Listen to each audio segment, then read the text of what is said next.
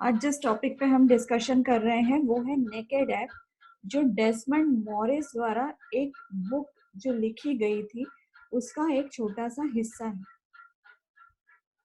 इस पूरी बुक का नाम था the naked app, a zoologist study of human animal.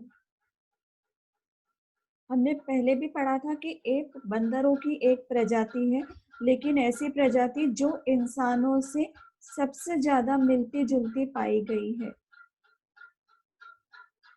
जैसा हम सुनते आ रहे हैं कि हमारी जो शुरुआत हुई थी इंसानों की, वो बंदर जैसे दिखने वाले जीवों से हुई थी, और उसमें इंसान की सूरत, एक्टिविटीज जिनसे सबसे ज्यादा मिलती थी, उस प्रजाति को कहा जाता था एप। यहाँ जो शब्द नेकेड ऐप यूज किया गया है, मैंने नेकेड का मतलब आपको बताया था। नेकेड का अर्थ होता है बिना किसी कवर के। जनरली आपने देखा होगा कि बंदरों की जितनी भी प्रजातियां होती है उनके शरीर बालों से ढके हुए होते हैं, लेकिन होमोसेपियंस, जिन्हें हम इंसान के नाम से जानते हैं, वो एप की ऐसी प्रजाति है जिनके शरीर पर इस तरह का कोई कवर नहीं है, इसलिए इनके साथ ये शब्द नेकेड यूज किया गया है। अब यहाँ हमें थोड़ी सी प्रॉब्लम ये है कि जो ऐसे हमें दिया गया है इसमें पूरी बात गिलहरी की हुई है, और हमारे चैप्टर का टाइटल है नेकेड ऐप। जैसा मैंने आपको बताया कि ये पूरी बुक का केवल एक छोटा सा हिस्सा है। जो हमारे राइटर हैं उन्होंने केवल एक की नहीं, कई जानवरों की स्टडी की है, क्योंकि ये एक जूलॉजिस्ट थे, प्राणी विज्ञान से जुड़े हुए। इसके नाते इन्होंने कई जानवरों की स्टडी की, और उन जानवरों में से एक थी ये गिलहरी, जो विशिष्ट प्रकार की थी, जिसके पैर काले रंग के थे, जो साउथ अफ्रीका से आई थी। तो इस गिलहरी का एग्जाम्पल देते हुए उन्होंने समझाया है कि जब उन्होंने इस नेकेड ऐप की यानी ह्यूमंस की यानी होमोसेपियंस की स्टडी करी, तो किन किन एस्पेक्ट्स को लेके करी। सबसे पहले उनका एनाटॉमिकल स्ट्रक्चर। एनाटॉमी मतलब शारीरिक संरचना, कि उनका शरीर कैसा है, स्केलेटन कैसा है। उसके बाद उनका बिहेवियर, कि वो उनका सोशल बिहेवियर कैसा है, कैसे एनवायरनमेंट में वो कंफर्टेबली रह सकते हैं, किसी दूसरे स्पीशीज के साथ उनका ब्रीडिंग पॉसिबल है या नहीं है। या हम ये सब बातें किसके बारे में डिस्कशन कर रहे थे, गिलहरी के बारे में, लेकिन ये स्टडी उन्होंने सारे ही जानवरों के बारे में की है, जिसमें से केवल बंदरों की इन्होंने 193 स्पीशीज या प्रजातियों के बारे में अध्ययन किया है। और उसी अध्ययन के आधार पर उनमें जो विशिष्टताएं पाई जाती हैं, उनमें जो भिन्नताएं पाई जाती हैं, उसी आधार पर इन्होंने ये तय किया कि किसे किस क्रम पर रखना चाहिए। जब इन 193 प्रजातियों की स्टडी की गई, तो जितने भी जीव पृथ्वी पर पाए जाते हैं, चाहे वो जीव जंतु हों, कीड़े मकोड़े हों, उन सभी में ये हम सभी जानते हैं कि सबसे ज्यादा विकसित मस्तिष्क और शारीरिक संरचना यदि किसी की होती है तो वो किसकी होती है, मनुष्य की। सृष्टि पर पाए जाने वाले जितने भी जानवर हैं, जितने भी जीवित लोग हैं, उनमें सबसे ज्यादा कॉम्प्लेक्स या क्लिष्ट या कठिन शारीरिक संरचना, सबसे ज्यादा विकसित दिमाग यदि किसी का है तो वो किसका है, मनुष्य का। क्योंकि एक तो ब्रेन का साइज सबसे बड़ा होता है, मानव मस्तिष्क साइज में सबसे बड़ा होता है। यही कारण है कि इसकी सोचने समझने की शक्ति भी दूसरे जीवों से ज्यादा होती है। इसके ज्ञानेंद्रियां मतलब मनुष्य की या नेकेड ऐप की जिसकी हम बात कर रहे हैं, उसकी ज्ञानेंद्रियां भी दूसरे पशु पक्षियों से ज्यादा विकसित होती हैं। दूसरे पशु पक्षियों में कोई एक इंद्री ज्यादा इफिशिएंटली काम करती है, लेकिन हम मनुष्यों में हमारी पूरी 5 इंद्रियां बहुत ही एफिशिएंटली काम करती हैं। उसी तरह जो ह्यूमन बींग्स हैं, जिस तरह गिलहरी के बारे में बताया गया था कि विशिष्ट प्रजाति की गिलहरी जो साउथ अफ्रीका से आई थी, ये वहाँ के एनवायरनमेंट में एडजस्ट हो चुकी थी, वहाँ के खान पान से एडजस्ट हो चुकी थी। हम मनुष्यों का शरीर इस तरह से बनाया गया है कि हम हर तरह के एनवायरनमेंट में अपने शरीर को ढाल सकते हैं। सारे मनुष्य एक जैसे बनाए हैं, फिर भी हम में से ही कुछ मनुष्य हैं जो -50 डिग्री सेंटीग्रेड पे सियाचिन ग्लेशियर पे भी रह रहे हैं, या जो +50 डिग्री सेंटीग्रेड पर भी काम कर रहे हैं। तो हम मनुष्यों को ये विशेष योग्यता दी गई है कि हम अपने शरीर को जैसा चाहें वैसा वातावरण के अनुसार ढाल सकते हैं। सभी जीव जंतुओं के लिए खाने की कैटेगरी बनाई गई है कि ये जीव है तो उसका खाना इसी तरह का होना चाहिए, वो दूसरे प्रकार का खाना नहीं खा पाएगा। लेकिन हम मनुष्यों के लिए ऐसी कोई भी कैटेगरी नहीं है। हम अपना भरण पोषण करने के लिए किसी भी तरह के खाने का उपयोग कर सकते हैं, चाहे वो अनाज हो, चाहे पेड़ पौधे हो, चाहे फल फूल हो, चाहे जानवर हो, जबकि सारे जानवरों के साथ ऐसा करना संभव नहीं है। तो ये सारी चीजें, ये जो दूसरे जानवरों के और मनुष्य के बीच में भिन्नताएं हैं, और होमोसेपियंस के और बंदर की दूसरी प्रजातियों के बीच में भिन्नताएं हैं, ये कैसे पता चली? जब इन 193 प्रजातियों की क्लोज स्टडी की गई। क्लोज स्टडी मतलब दिन रात इन्हें ऑब्जर्वेशन में रखा गया, इनकी हर एक्टिविटी को वॉच किया गया, उसका रिकॉर्ड रखा गया, तब जाकर हम इन कंक्लूजन्स पर पहुंचे।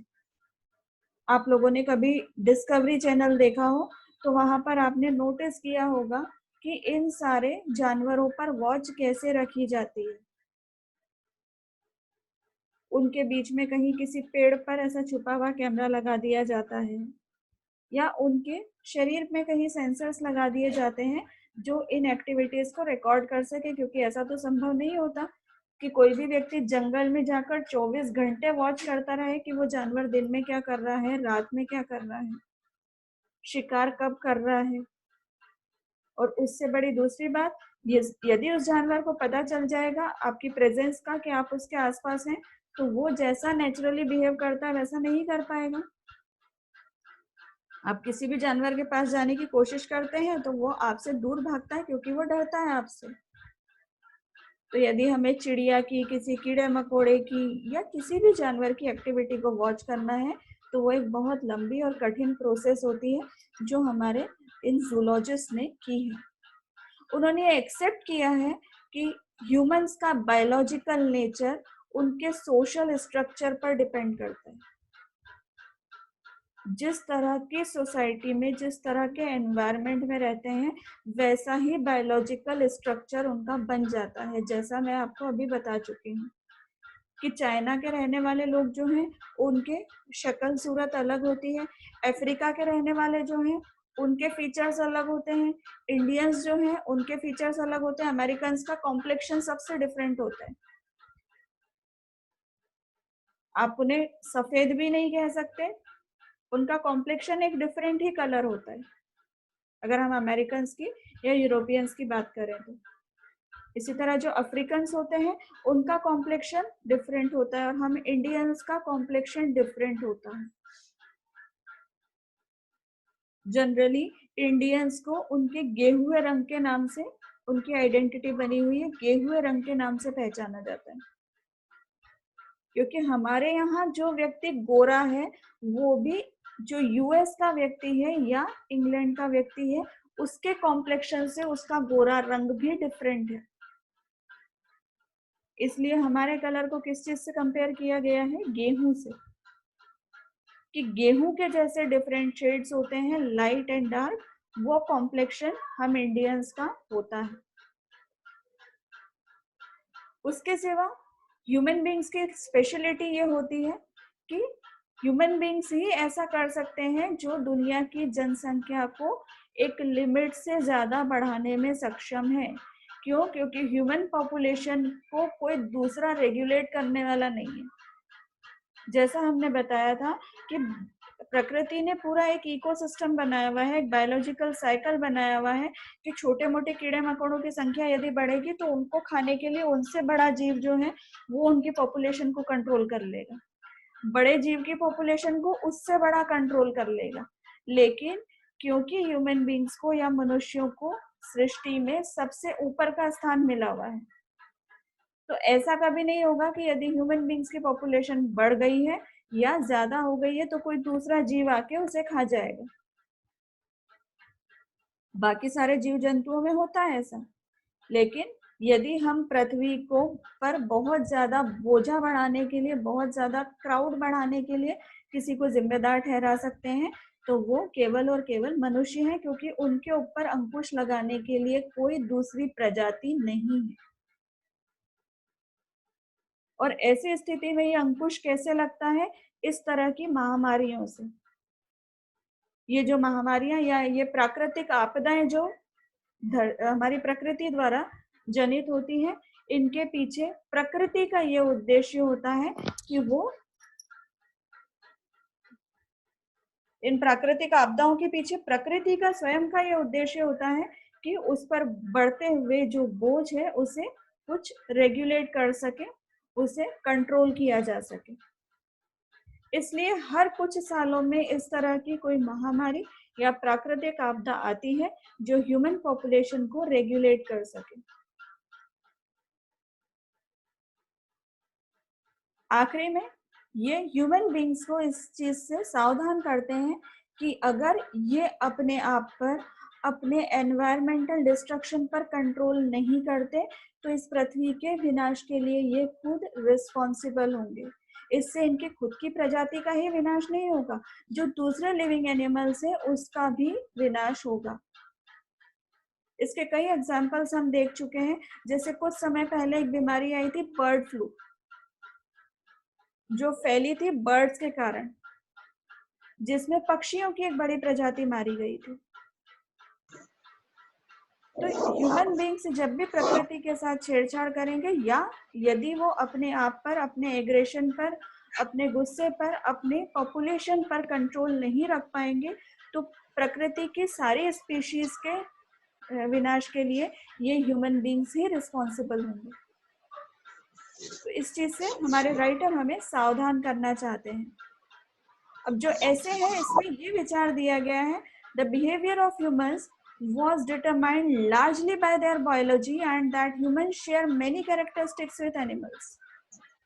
जो मनुष्य हैं उनका बिहेवियर उनके जीव विज्ञान से तो निर्धारित होता ही है, साथ ही उनके मैक्सिमम गुण जो हैं वो जानवरों से मिलते जुलते हैं। आप लोगों ने बचपन में सोशल साइंस में भी ये स्टेटमेंट पढ़ा होगा, man is a social animal. मनुष्य भी एक जानवर ही है, लेकिन ऐसा जानवर जो सोसाइटी में रहता है। बाकी जानवर सोसाइटी में नहीं रहते। मनुष्य एक ऐसा जानवर है जो सोसाइटी में रहता है, जो सिविलाइज्ड है, जिसने सभ्यता के कुछ तरीके सीख लिए हैं।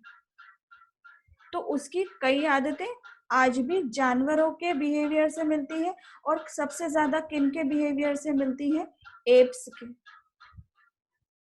जैसा मैंने बताया कि बंदरों की जो सबसे विकसित प्रजाति है, जो मनुष्यों से सबसे ज्यादा मिलती जुलती है, इसीलिए मनुष्यों को यहाँ नाम नेकेड एप दिया गया है। इस टाइटल पर बहुत से लोगों ने ऑब्जेक्शन भी लिया था जब मनुष्य की कंपैरिजन किसी एप से की गई थी, लेकिन ये मनुष्य को जगाने के लिए, उनको उनमें अवेयरनेस लाने के लिए, उनमें को याद दिलाने के लिए इस तरह का नाम रखा गया था कि वो अपने आप को इन चीजों से कंपेयर करें और डिफरेंशिएट कर पाए। जिस तरह जानवरों में कोई सेंस नहीं होता, उसी तरह हम मनुष्य आजकल सेंसलेसली काम कर रहे हैं। हमसे ये एक्सपेक्टेशन की गई थी कि हम सिविलाइज्ड रहेंगे क्योंकि हमारा ब्रेन सबसे ज्यादा डेवलप्ड है। लेकिन जैसे जैसे मॉडर्नाइजेशन आया, जैसे जैसे सोसाइटी का डेवलपमेंट हुआ, वैसे वैसे ये सिविलाइजेशन जो है वो पाशविकता में बदल गई, मतलब एनिमल बिहेवियर में। आज हर छोटी छोटी बात पर ह्यूमन बींग्स का ऑफेंसिव हो जाना, वायलेंट हो जाना, मारपीट करना, या जितनी भी क्रिमिनल एक्टिविटीज हो रही हैं, ये सब इस बात का प्रूफ है कि हमारे अंदर एनिमल इंस्टिंक्ट्स जो हैं वो बढ़ती जा रही हैं। जो हमारी पार्श्विक प्रकृति है वो हम पर हावी होती जा रही है। ये बुक जो लिखी गई थी ये बेसिकली एक साइकोलॉजिकल यानी मनोवैज्ञानिक प्रभाव क्रिएट करने के लिए लिखी गई थी। साथ ही इसने सोशियोलॉजी और हिस्ट्री का भी हमें जानकारी दी थी।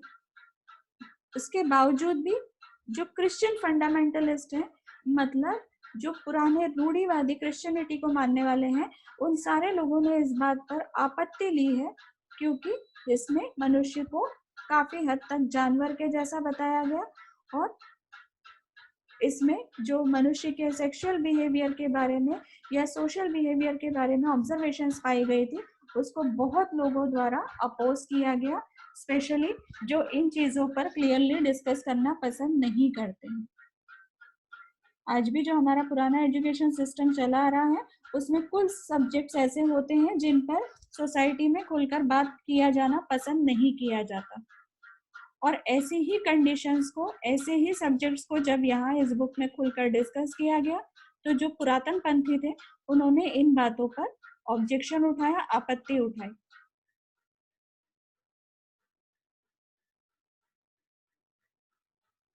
अब तो ये ऐसे क्लियर हो गया आप लोगों को? Yes ma'am.